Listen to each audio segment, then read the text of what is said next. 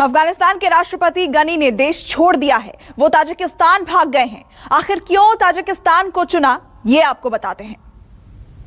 अफगानिस्तान से जो बड़ी खबर सामने आ रही है वो ये कि अफगानिस्तान सरकार ने तालिबान के आगे अपने घुटने टेक दिए हैं और अफगानिस्तान के राष्ट्रपति अशरफ गनी देश छोड़कर जा चुके हैं। अशरफ गनी कहां गए हैं, क्यों गए हैं, किसकी शरण में गए हैं, हम सब कुछ आपको डिटेल में बताएंगे। लेकिन उससे पहले हम आपको एक मैप दिखाते हैं और कुछ इलाके हम आपको दिखाते हैं और समझाते हैं कि आखिर अशरफ गनी किसकी कस्टडी में इस वक्त गए हैं। पहले आप 2-3 जगहों को देख लीजिए। देखिए, ये है काबुल का इलाका और ये है ताजिकिस्तान।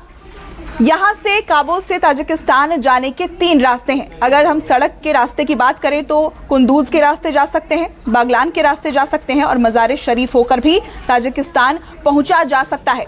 ताजिकिस्तान क्यों महत्वपूर्ण है इस वक्त? क्योंकि देखिए, अफगानिस्तान बॉर्डर यहां से सिर्फ 25 किलोमीटर अंदर इस वक्त रूस ने सुखोई 25 अपना विमान वहां पर तैनात किया हुआ है और इसके अलावा 2500 सैनिक रूस की तरफ से वहां मौजूद हैं। वहां एक साझा ड्रिल भी इस वक्त चलाई जा रही है जिसमें करीब 5000 सैनिक हैं, जिसमें उज्बेकिस्तान, ताजिकिस्तान और रूस के सैनिक वहां पर मौजूद हैं। इसके अलावा रूस के टॉप मिलिट्री वेपन्स, वो वेपन्स जो गुरिल्ला वॉर में इस्तेमाल किए जाते हैं, ये भी इस वक्त वहां मौजूद हैं। और जो जानकारी अब तक सामने आई है वो ये है कि अशरफ गनी इस वक्त ताजिकिस्तान ही पहुंचे हैं। अफगानिस्तान से निकलकर वो ताजिकिस्तान पहुंच चुके हैं और इस वक्त वो रूस की शरण में है, रूस की कस्टडी में है। और ये बॉर्डर का इलाका हम आपको दिखा रहे हैं जो करीब 1800 किलोमीटर का बॉर्डर एरिया अफगानिस्तान और ताजिकिस्तान एक दूसरे के साथ शेयर करते हैं। और काबुल से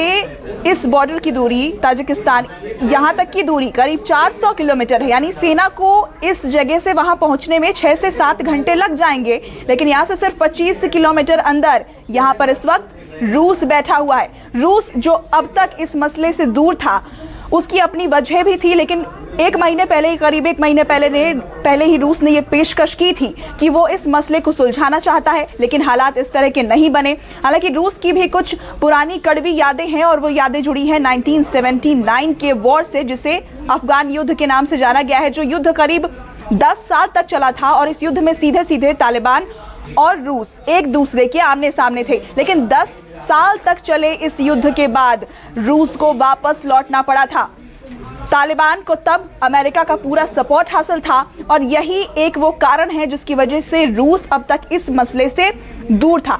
लेकिन आपको यह भी समझना होगा कि ताजिकिस्तान भले ही अब रूस का पार्ट नहीं है, रूस का हिस्सा नहीं है, लेकिन जो भी फाइनेंशियल सपोर्ट है, जो वेपन्स हैं, जो खाने पीने का सामान है, वो सब कुछ रूस की तरफ से यहाँ पर पहुंचाया जाता है। रूस पूरी तरह से ताजिकिस्तान का मददगार बना हुआ है और इसलिए जानकारों का कहना है कि अशरफ गनी जब ताजिकिस्तान पहुंचे हैं तो वो पूरी तरह से रूस की कस्टडी में हैं। उनका सारा सामान, खाना पीना, सब कुछ इस वक्त रूस ही देखेगा। और एक और बड़ी जानकारी है कि जो उपराष्ट्रपति हैं अमरुल्लाह सालेह, वो भी यहीं मौजूद हैं ताजिकिस्तान के अंदर। यानी पूरी तरह से इस वक्त दोनों रूस की कस्टडी में हैं। और देखिए, सोमवार का दिन जो अब से कुछ ही घंटे बाद एक मीटिंग होनी है, क्योंकि इसलिए सोमवार का दिन बेहद अहम कहा जा रहा है, क्योंकि जो अफगानिस्तान ने एक डेलीगेशन बनाया है जिसमें उनूस कानूनी, अहमद वली मसूद और मोहम्मद मोहकिक जो शामिल हैं, ये तीनों पहुंचेंगे। ये डेलीगेशन पहुंचेगा दोहा, जहां पर एक मीटिंग होगी, बातचीत होगी।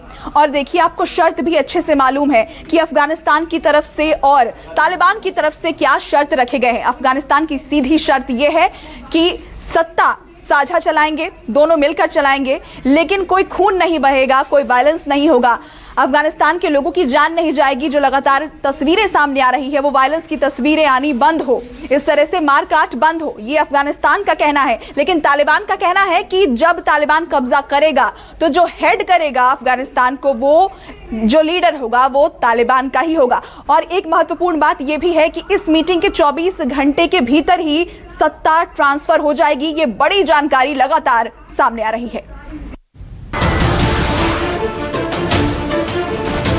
नमस्कार, मैं हूं मानक गुप्ता। अगर आपको हमारा ये वीडियो पसंद आया हो तो इसे लाइक और शेयर जरूर करें।